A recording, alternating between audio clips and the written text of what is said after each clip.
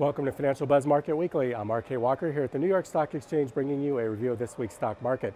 On Monday, defense stocks were winners as the Trump administration signed a $350 billion arms deal with Saudi Arabia, and the White House released its budget proposal, cutting federal spending by $3.6 trillion over the next decade, with most agencies experiencing a trimming.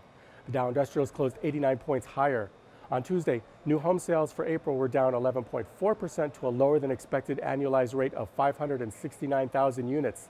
U.S. 10-year Treasury notes yielded 2.29%, and West Texas Intermediate crude settled at $51.74 a barrel. Markets closed up slightly.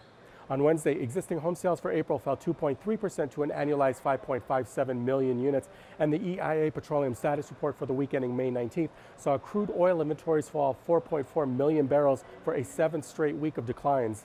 The Federal Reserve released minutes from its May 3rd meeting, and they contain details about how the Fed will divest its $4.5 trillion portfolio that it accumulated through stimulus policies after the financial crisis.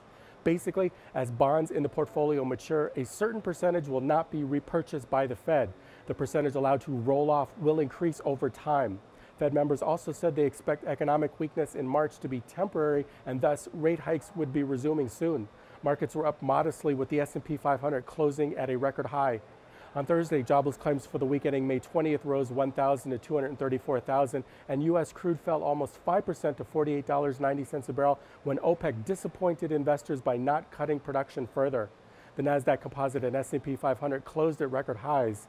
On Friday, durable goods orders for April were down 0.7% compared to the prior month's 2.3% gain, and the first quarter GDP was revised upward to 1.2%. Markets opened slightly lower on the news. Now let's take a look at some stocks. On Wednesday, Puma Biotechnology announced that an advisory committee of the FDA voted 12-4 to recommend approval of neratinib to treat early-stage breast cancer. The drug was found to offer a 33% relative reduction of recurrence within 2 years. Share prices on Wednesday surged to over $74 a share and continued to climb on Thursday, reaching a new 52-week high of $80 a share. Momo Inc., a Chinese mobile social networking platform, reported first quarter revenue increased 421% year over year to $265 million, beating analyst projections of $242 million. The company's stock reached over $44 per share Tuesday morning, but fell to below $40 as investors sold on the positive earnings release. Tata Motors Limited reported fourth quarter fiscal earnings showing higher wholesale volumes as well as marketing costs. The company's luxury brand Jaguar Land Rover showed an 18% increase in profit after tax.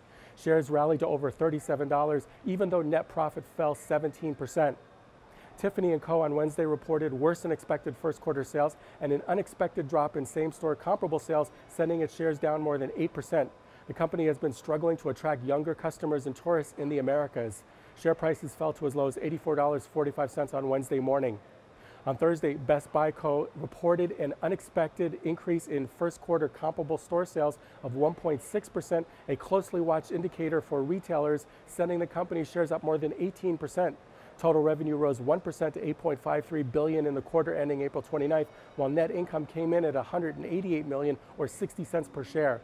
This is Financial Buzz Market Weekly. I'm RK Walker, and I'll see you again next week.